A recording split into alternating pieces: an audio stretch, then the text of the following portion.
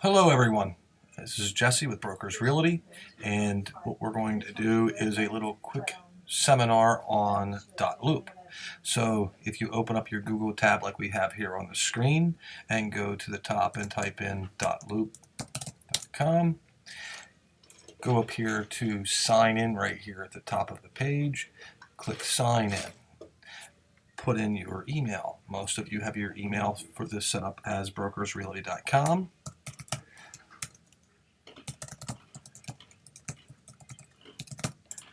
And then enter your password.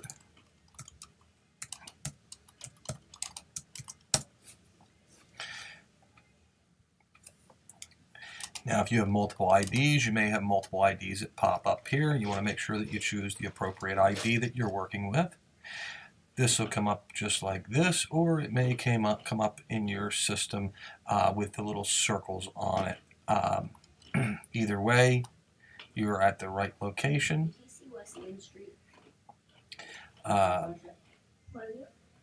So if you're here at your loops, you can create a new loop simply by clicking on this right here, create a new loop, name your loop. So for me, and what I teach everyone is if it's a listing, name it the address of the listing. If it's a buyer, name it the address of your buyer. So if we're going to do a listing, we would do 123 East Main, and it's going to start auto-calculating the information here to try and come up with the appropriate address.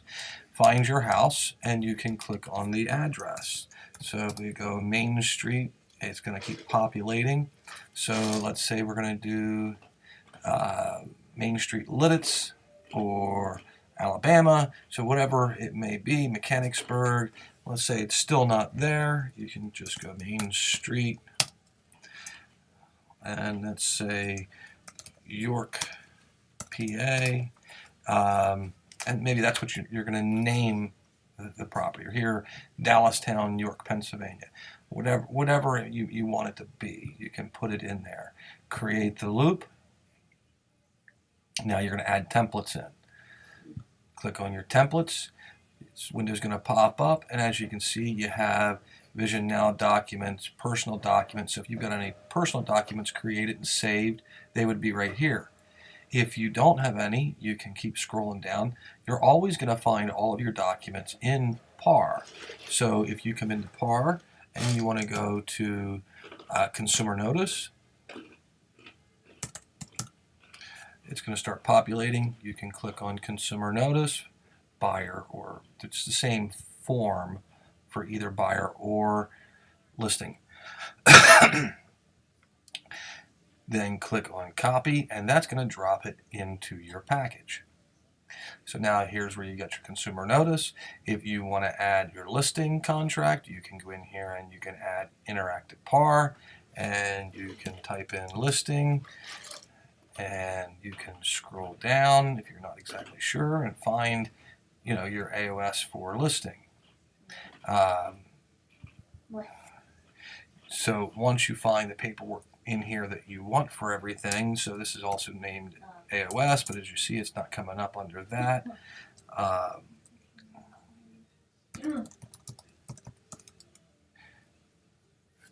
here's your listing contract seller agency agreement, exclusive right to sell. Click on your contract. It's going to bring it right into Dotloop for you. So you want to go in and pull out all of your contracts, the paperwork that you need, seller's disclosure, all of those types of things. Then what you can do is once you have all of your files done, you can come up here and select transaction type, listing for sale, loop status, pre-listing, view details. This is going to give you who all's part of this file. So at this point, you're going to be able to see yourself and Brokers Realty. If you're on a team, you may see a team admin on there to help with the file. But you're going to come down here and you're going to add a person. You can add that person's name simply by typing in their name here.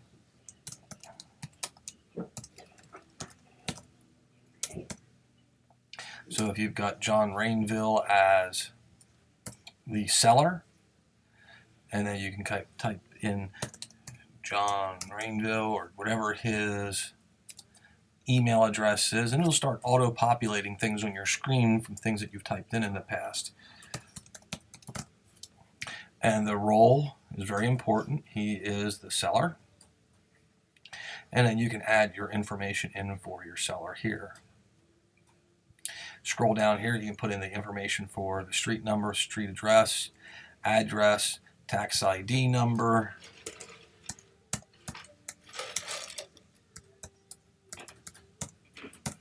and this is going to auto-populate onto your contracts. You don't have any financials at this point in time, contract dates. You can put in your different contract dates onto it, offer dates when they come in, referrals, listing information. So you can fill all of this stuff out. Hit save. Go back to your loop. Consumer, click on your consumer notice. See, it's going to auto-populate a seller, John Rainville. You can hit autofill, and it's automatically going to drop those items in for John to sign as seller. You didn't put yourself in here yet, so you can do that. You can put yourself in, put your printed name in. You can put in your license number and your date if you choose to do that. And then while you're here, you can sign your side of your paperwork.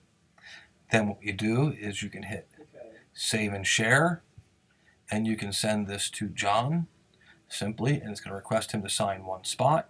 Over here, it can sign. You can do a change. You can change, you can file and sign, and can edit. So normally you're going to give the edit permission to the other agent on the file when you're doing your contracts. Hit share, done. That's going to send it to John then for him to sign that contract right now. You can go back here. You can click on the listing contract now. John is your listing person. Property address 123 East Main Street, and we did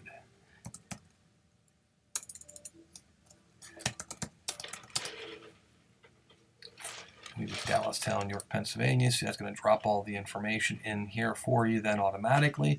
County is York. You can put John's email in here again. Listing expiration date. If you have a deed book and page number, you can autofill those. And what this is going to do is this is going to start dropping the information in. Now, what I always suggest is do one as a template for yourself right from the beginning and put in your broker's information so it auto-populates all the time, and you can have your information into it also. Fill in all the company information, your listing contract. So we're using a commercial contract here, just so that way we're not interfering with anything or anybody else. You can fill in all of your information on the contract. It automatically populates for John to sign right here. Continue to fill in your information on the contract. It's making this for a signing tab for John. So then once you get all the way to the bottom and you've got everything filled in, it asks for John to sign. You can assign this to yourself as listing agent, and you can sign directly right here. And then once you've got it all filled in, see John's name's here already, you can save and share and send this to John to sign. Now, what I always suggest is if you click on attach as PDF to the email, they'll not only get a hard copy in their email, but they'll be able to log in and electronically sign everything. You can enter a custom message. Hi, John.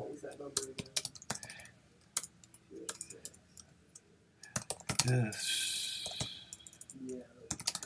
is the contract for the purchase of that property in Dallastown. and then you share, and it's going to email everything to him. We're done the loop. So if you've got everything done, it's all here. Now what you want to do is, once John signs everything here, you're going to want to click on this button right here, come up to the top and hit Submit for Review. Select your folder type, listing, and if you want to put a message into Betty or the office staff, you can do so there. So that is the simple way of writing a contract. You can just hit back and it takes you back to the loop again.